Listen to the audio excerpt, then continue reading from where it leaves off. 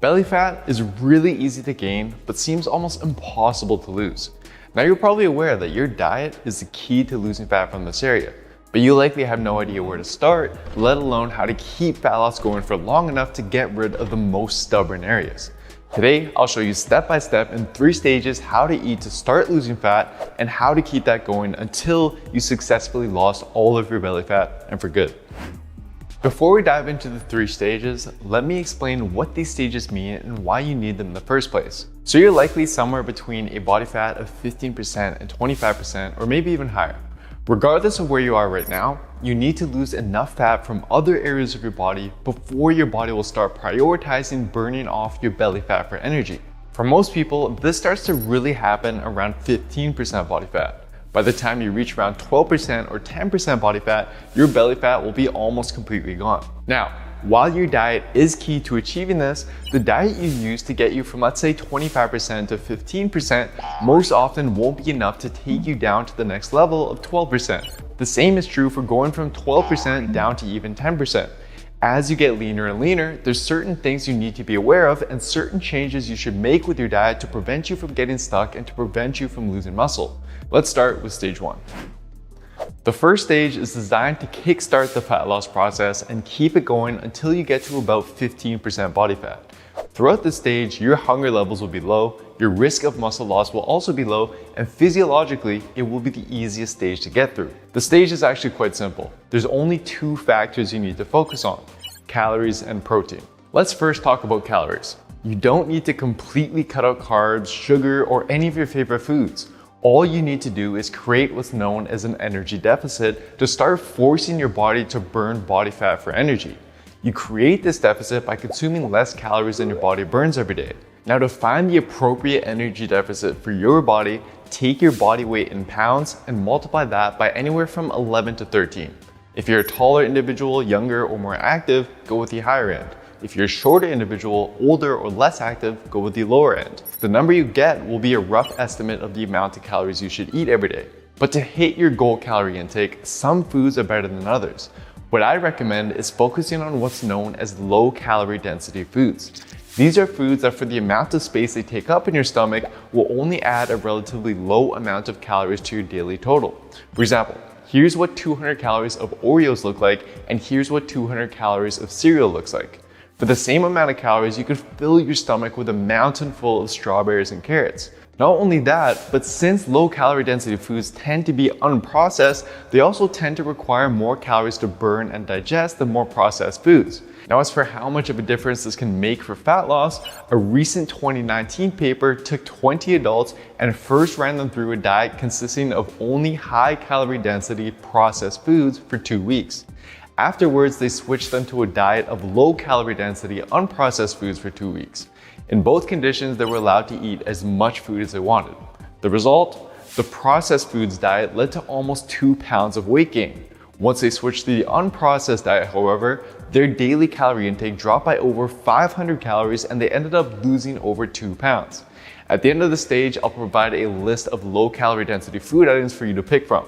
But before that, there is one more factor you need to pay attention to. Although eating fewer calories than your body needs will help you lose weight, you want as much of that weight loss to be from fat rather than muscle. This is where protein comes in. You need to start eating more of it. In fact, in studies where subjects go on the same diet and lose the same amount of weight, the ones who eat more protein end up losing more fat and less muscle. As for how much protein you should aim for, a good recommendation for relatively heavier males in this stage who are at a higher body fat is to eat 1 gram per centimeter of your height. So if you're 175 centimeters tall, aim to eat around 175 grams of protein per day, with the rest of your calories coming from carbs and fats. Whereas if you're a relatively lighter individual or closer to 15% body fat, then you'll want to multiply your body weight in pounds by 0.8 and at a minimum eat that many grams of protein per day.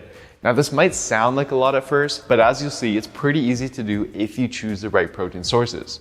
So to apply this all, take a look at these lists. Here's a list of some low calorie density unprocessed foods, and here's a list with protein sources ordered from highest to lowest in terms of how much protein they contain relative to their calories.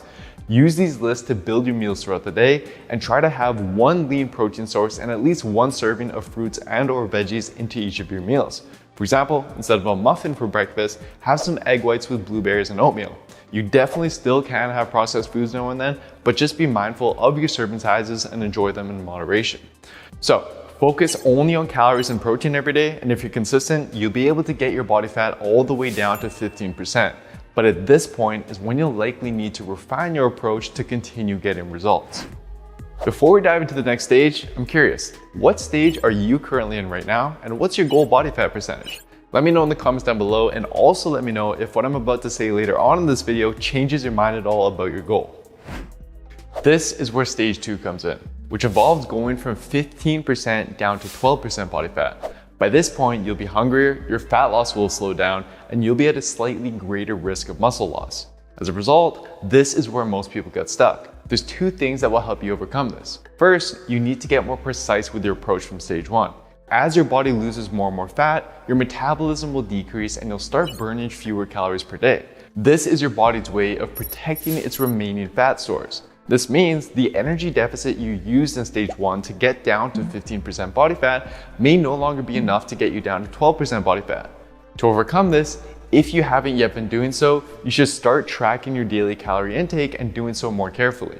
You might not think this is necessary, but research has shown the average person will think they eat about 429 less calories per day on average than they actually do. So even if just temporarily, measure out your food to see how many calories you're actually consuming and ensure you're in an energy deficit. Second, this stage is when you'll want to start addressing your carb and fat intake. Take a look at this list of carbs and fats. Although healthy fats are needed in your diet, on a gram per gram basis, fats contain more than twice as many calories as carbs do. Because of this, an effective approach is to keep your protein intake high as is, but lower your daily fat intake to the lower end of what's recommended for general health. This is about 20 to 25% of your daily calorie intake. As a result, you'll now have room to introduce more carbs into your diet. These extra carbs can not only help you better manage your hunger levels, but they'll also provide you with a boost in energy to support your daily activities and performance in the gym, helping you burn more calories every day and better maintain your muscle mass. Make these 2 weeks, and if you're consistent, you'll be able to get down to around 12% body fat. This is where stage 3 comes in. This is the most difficult stage. While consistency with what we mentioned earlier will be the key to progressing through this stage, it's going to require more discipline and sacrifice. First off, not only will you very likely have to be accurately tracking your calories every day, you'll also want to ensure your daily meals are making the best use of the limited calories you have. At this point, your hunger levels will be the highest they've been. So most of your meals throughout the day will need to come from high volume foods that will help you stay full for less calories. I do have a past video I made that shows the most effective high volume food swaps to make, which I'll link at the end of this video. But this also means that you'll need to be more disciplined when it comes to social events and dining out. You don't have to eliminate it completely, but you will have to make wise choices when you're out and make sure that you plan in advance for big meals out or for alcohol, both of which can drastically increase your calorie intake without you even realizing it. Lastly, ask yourself if the sacrifices are worth it. In my opinion, for most natural lifters, a body fat of around 12 to 15% is the most sustainable physique. It's practical to maintain, you get the health benefits of being leaner, and you'll still look great, especially if you have a good amount of muscle on you and well-developed abs from training them. While getting leaner than this, yes, it's going to provide a bit more definition and cuts. It not only requires a lot more sacrifice, but for many people, that's when daily energy levels and strength will start to be negatively affected.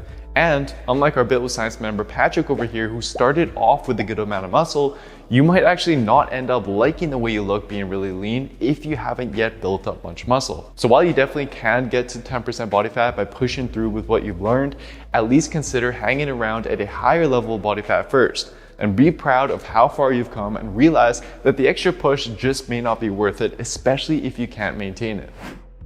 Overall, guys, the strategy when it comes to your nutrition is actually quite simple.